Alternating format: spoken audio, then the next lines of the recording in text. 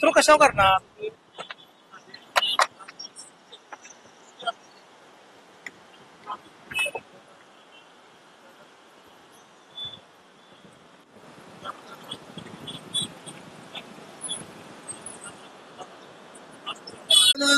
गाठलेच पाहिजे विशाळ गडावरील अतिक्रमण.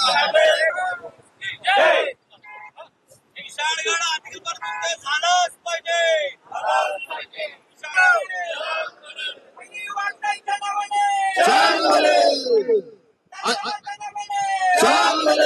जोतिबाच्या नावाने छत्रपती शिव मुक्त करा, मुक्त करा, मुक्त करा, मुक्त करा.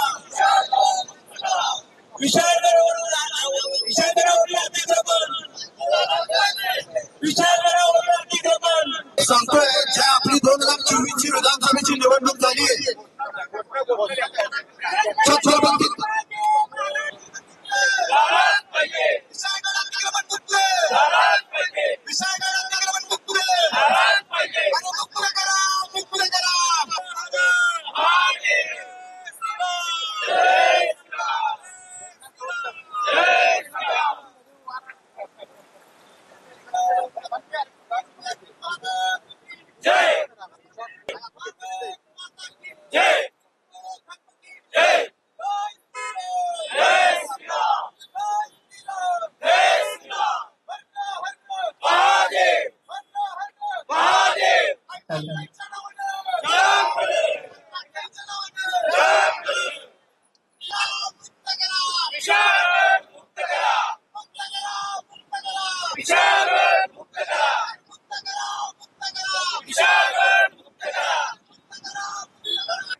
मुस्लिम सरदार मलिके रेहान याच्या थडग्याचं रूपांतर दर्ग्यामध्ये झालेलं आहे आणि दर्ग्या भोवती शेकडो बांधकाम त्या ठिकाणी झालेली आहेत आणि त्या बांधकामामध्ये मांस शिजवलं जातं, दारू प्राशन केली जाते, वेश्यागमन केलं जातं, जुगार खेळला जातो आणि तो गड संपूर्ण अपवित्र करायचं काम त्या मलिके रेहानच्या भक्तांनी केलं होतं. त्याच्या विरोधामध्ये विशाळ गडमुक्ती आंदोलन व हिंदू एकता आंदोलन या दोन संघटनांनी मोठं आंदोलन उभा केलं होतं.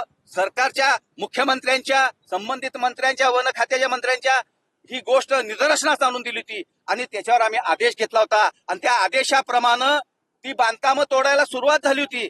परंतु त्यातले काही भक्त कोर्टात गेले आणि न्यायालयाने त्याला स्थगिती दिली होती. पण न्यायालयानं स्थगिती दिल्यानंतर न्यायालयानं सांगितलं होतं की पावसाळा संपल्यानंतर हिवाळ्यामध्ये ती मोहीम सुरू करा, परंतु अद्याप ती मोहीम सुरू केली जात नाही. आमची मागणी आहे विशाळ गडावर ताबडतोब मोहीम सुरू करा.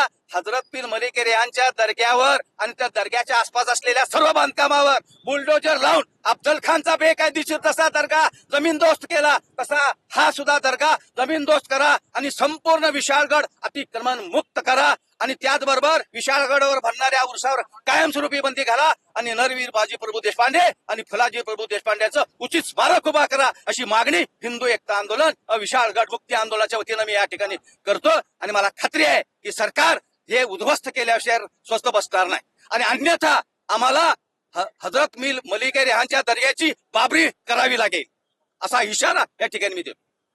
आज रोजी विशाळगड मुक्तीसाठी हिंदू एकता आंदोलन कोल्हापूर जिल्हा यांच्या वतीनं आंदोलन घेण्यात आलेलं आहे. या धरणं आंदोलनाचा एकच उद्देश आहे, जोपर्यंत विशाळगडावरचे अतिक्रमण मुक्त होत नाही तोपर्यंत पर्यटन सुरू करू नये. दुसरी गोष्ट, तिथं जर उदरनिर्वाहाचा प्रश्न असेल किंवा पोट भरण्याचा प्रश्न असेल तर शासनानं तिथं एखादा उद्योग उभा करून द्यावा आणि तिथला प्रश्न कायमचा मिटवावा. सारखं तिथं संघर्ष होता कामा नये. तिथं जर विषय असेल पोटापाण्याचा, त्यांना मिठाला महाग झाले, जर अशा पद्धतीची भाषा असेल तर शासनानं पुढाकार घेऊन हिंदू आणि मुस्लिम दोन्ही समाजासाठी एक उद्योग उभा करून द्यावा आणि तिथं उद्योगातून त्यांना पोट भरण्याचं साधन मिळावं, ही मागणी आज हिंदू एकता मार्फत करत आहोत. खरं पहिल्यांदा त्या दर्ग्याचं मोजणी करून आम्ही जिल्हाधिकाऱ्यांना भेटलो होतो. जिल्हाधिकाऱ्यांनी अजून सुद्धा सांगितलेलं आहे की हेरिटेजला पाठवलंय मोजणीसाठी आणि हेरिटेज मधनं पत्र परत जिल्हाधिकाऱ्यांना आलं की मोजणी करून घ्या म्हणून. हे नेमकं खेळ काय चाललाय? शासनानं जरी निर्णय चांगला घेतला असला तरी सुद्धा जाग्यावर अशा पद्धतीचं काम चालू आहे. जाग्यावर अजून त्या दर्ग्याची मोजणी झालेली नाही. अतिक्रमण दर्ग्याचं किती आहे हे कुणालाच माहिती नाही.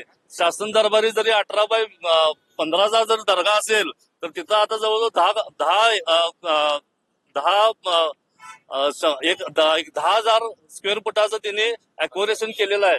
त्यामुळं आमची पहिली मागणी असणार आहे की ते आधी दर्ग्याचं जे अतिक्रमण आहे ते हे करा, काय ते लेखी घ्या आणि नंतर मग ते पाडायचा विषय करा. अशा पद्धतीने हिंदू एकता आंदोलन मार्फत आम्ही मागणी करत आहोत. लवकरात लवकर ते अतिक्रमण मुक्त करावं गड, आणि गड हा खुला करावा सगळ्यांना अतिक्रमण मुक्त झाल्यानंतर. दीपक देसाई, हिंदू एकता आंदोलन, जिल्हाध्यक्ष, कोल्हापूर.